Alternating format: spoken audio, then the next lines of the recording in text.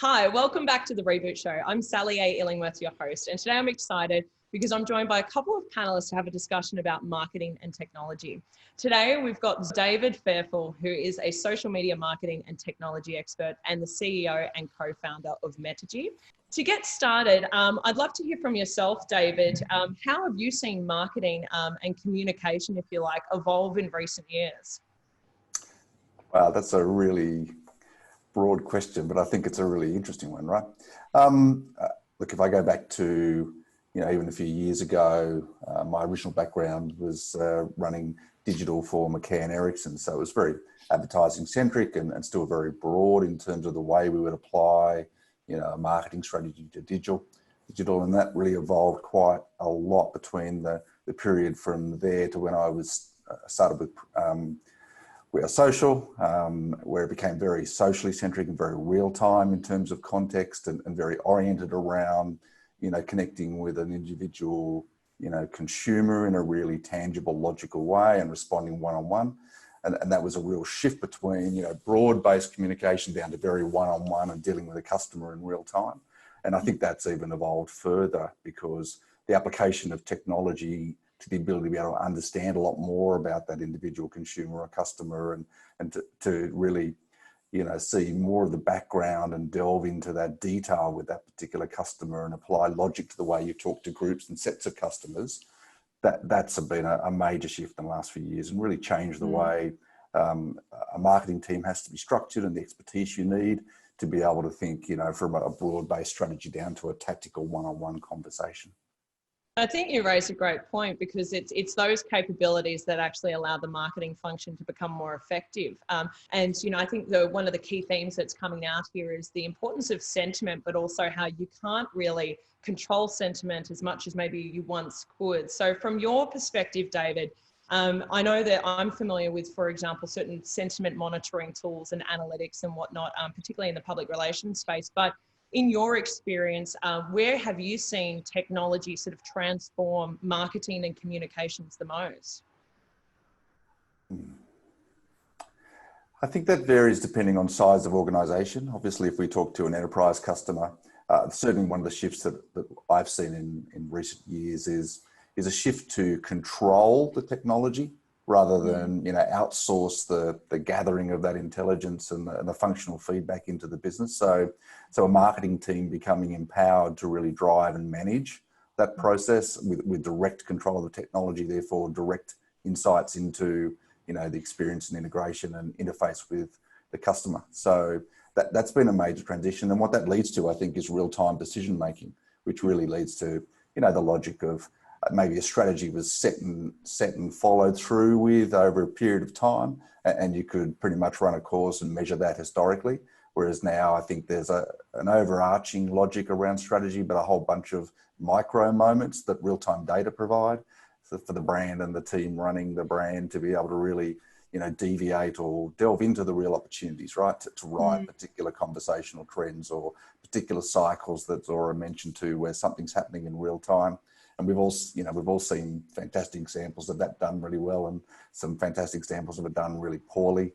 And so you can't set and forget anymore. You've got to transition into a real-time thinking mode of both being responsive and more importantly, being reactive and opportunistic around the things that really rise to the surface from time to time. And I think, sentiment as a barometer or brand behavior or brand ethics or brand, context and storytelling that's really been changed because it's become far more contextual and personal and far more real time. Yeah, I love so spot on. Yeah. Yeah, I love your reference to context. I'm a huge fan of context and everything being contextually relevant, particularly during the COVID period. We've seen sort of a sort of transformation in terms of what it means to actually trust your teams, in an organisation environment. So, David, I'd love to hear from you just in terms of this, approach to marketing with continuous improvement, continuous adaptation, and sort of reevaluation of what your strategies are and what your tactics are, what's working, what's not working. And thanks to technology, we have a lot of capabilities to do that quite quickly and easily. I'm a huge fan of artificial intelligence and machine learning, and I know that everyone's probably well aware that they're becoming increasing sort of aspects of, technology stacks, if you like, for different solutions. So what are your thoughts on the role of artificial intelligence and or machine learning specifically in the context of marketing and supporting that role from a real-time perspective? Yeah, well, I mean, that's obviously a topic fairly dear to my heart, given what we're doing. So for those that don't know, Metigy is, it's an SME targeted solution, but we use AI and machine learning to really, deliver the strategy component, if you like, the solution that SMEs can't afford through a traditional agency model. But most importantly, it's about empowering, a marketer or even an inexperienced or non-specialist marketer to really shift from that traditional challenge of marketing, of coming up with a strategy and then, deploying and then historically reviewing, to the logic of being able to optimize in real time. And I think that's the real shift or the application for AI, right? And if you look at the context of COVID, I think, as a marketer, you probably had a playbook of rules that were pretty much logically, consistent. The more you understood about your customer base, you could deploy and you'd have a fairly good hunch around the way they might behave or react or engage and what outcomes you would get from it. But COVID pretty much turned everything on its head. And so, I think it's a perfect application to go that AI is a very powerful tool for thinking about real-time optimization rather than deploying and seeing the historical results and then deciding whether or not you should have adapted, right? So I think that's a perfect application. And the other logical thing that I think, if I go to the core of, if there's any resistance around the application of AI and machine learning, it's generally a sense of dread or fear that's going to, impact upon, my role as a marketer or whatever the context is, but certainly in marketing. Whereas what we actually find is that it's empowering, right? Because, the logic of great technology, regardless of what the experience from a sci-fi perspective is, it's very much around taking away the mundane or boring parts of many roles. And let's be honest, I love data, but even I hate looking at reams of data.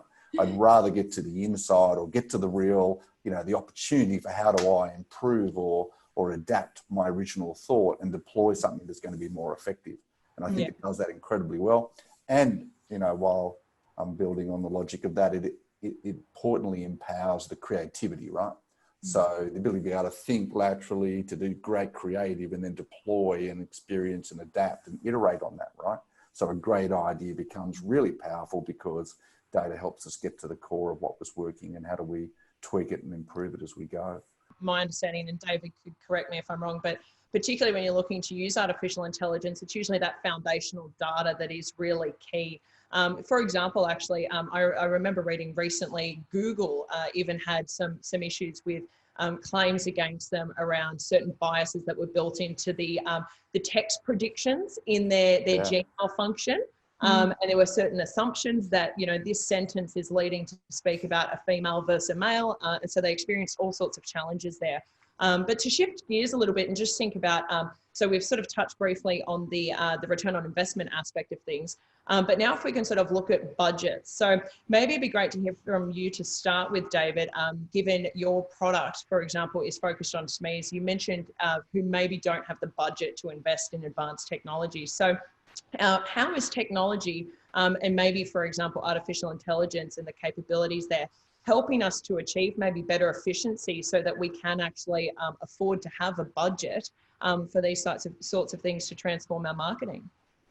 Yeah, I think that's a really interesting one, right? I suppose as a product proposition, we are doing a lot in that space. Essentially, the focus, I think, for most SMEs and certainly the opportunity we're trying to address is the transition from thinking of marketing spend as a budget and actually being focused as an investment. So the logic of actually really tangibly being able to measure ROI. And I know that's all been hypothetical, but actually technology is catching up to the point where you can connect enough data points and make a decision around agnostically. If I spend $1 on this platform today, I'll generate, X dollars in sales. That's not theoretical for a brand that wants to put the time and effort in and does have a digital transaction fulfillment. You can actually now measure that. So there's an entire shift from this is my marketing budget to, you know what, for every dollar I invest, I'm going to generate X in, sales. So therefore it becomes a cash flow question, not a budget question, right? If my lead time from X to Y is 6 months, then I simply have to manage my cash flow because I know exactly what I'm getting out of every dollar that I spend.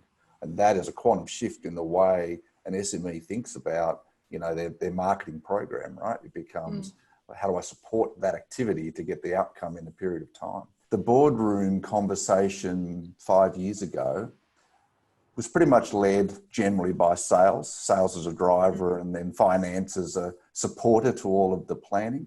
Whereas I see a significant shift to a marketer that fundamentally understands how to utilize technology, but talk about it in a context that actually is around business drivers, and therefore finance is now leading that conversation because they are the driver at scale rather than, a sales, process, which pretty much follows that transactional thinking, right?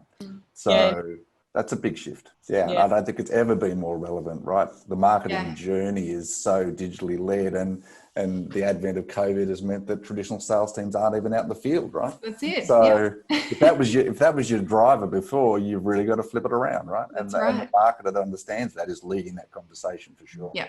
So on that note, can we, we're actually taking this in a really good direction here, because my next question was going to be, and maybe start with yourself, Amy, around, as we are becoming more digital, and I also want to mention that I love the point that you guys have highlighted, that marketing can no longer be classified as just traditionally fluffy, because I know in the marketing space, we've always been sort of victim to that. But to shift gears and focus on the customer for a moment, Amy, so you mentioned around the customer buying journey, if you like, and how that's changed. So we focused a lot on the conversation around how technology is equipping the marketer, if you like, with more precision and more insights. But in that changing marketing dynamic, how is that also helping the customer in terms of them being able to actually communicate through technology to almost request indirectly better personalization from the companies that are marketing to them? Yeah, it's a great point, and it really adds to that real-time feedback that you can get, when you jump onto someone's website now, or different social media sites as well. There's that instant chat ability that you can connect straight away with that brand. So I think you get that real-time feedback, and you get your questions answered a lot quicker sometimes through social media, through other technology solutions that are out there. So from a customer point of view, you feel more informed, you feel more engaged, and you feel like you're a part of that experience as well, with that brand. Because ultimately, as a consumer, you want to be a part of something bigger than yourself. No one goes out to buy an Apple iPhone because it fits nicely in your pocket. Maybe you do, but mostly it's because you're a part of that brand and you want to change the status quo, and you think of yourself as being creative and all those other great, brand recognition things that are out there. So I think, it really helps with that information, that education piece, and it helps with that engagement and that real-time feedback as well. Like, I know even myself, if I put out a video, content piece on LinkedIn, I get that real-time interaction with my market, so that they feel like they already know me and they feel like they trust you. And it adds to that credibility from a brand perspective as well. And I suppose from an advertising standpoint, I think there's certainly an interesting conversation to be had as well, going back to sort of return on investment metrics and whatnot, and the marketer being able to have that real-time insight. Even if you think about, say, social media advertising, and the ability of the target customer, if you like, the persona, to be able to interact or not interact with a social ad, if you like, and therefore provide direct feedback to that marketer around whether or not they're targeting the right person effectively. And I want to raise this. I believe it was yourself, David, sort of prior to this panel discussion. So maybe we'll start with you, whereby you referenced that, it's no longer so much about personas when it comes to designing your marketing strategy and thinking about who you're marketing to, but it's more so a matter of marketing towards behaviours. Did you want to explore that for us? Yeah, definitely. I mean, I think persona still has its place, and I don't mean to be dismissive of the logic of thinking that way, but I think it was, a behavioural approach to marketing at a time when we had only broad data sets, or we had, say, more traditional means of collecting data about customers. We didn't have the real time or the detailed, connectivity that we have today with technology. And in fact, consumers that fundamentally expect that, and you touched on a moment ago with personalisation, right?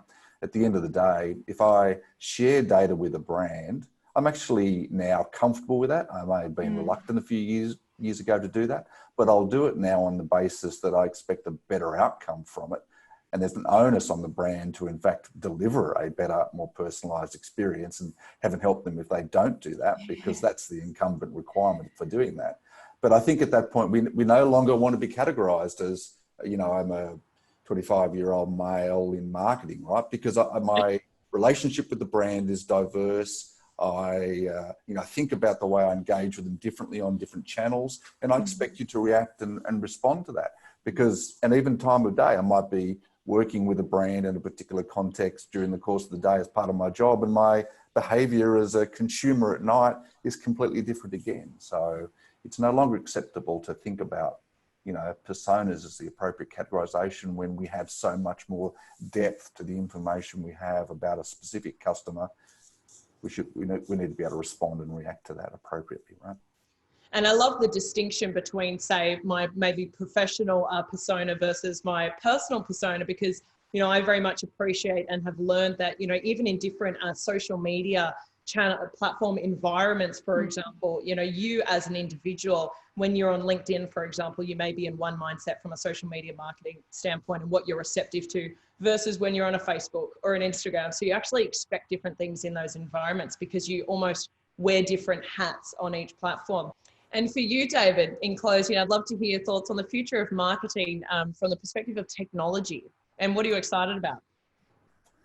Yeah, I suppose we spent a lot of time thinking about that particular topic, right? So I think at the end of the day, technology is moving at pace in every industry, right? But marketing there seems to be no throttles on it at the moment. It's a key driver of business, and that's why there's significant investment in it.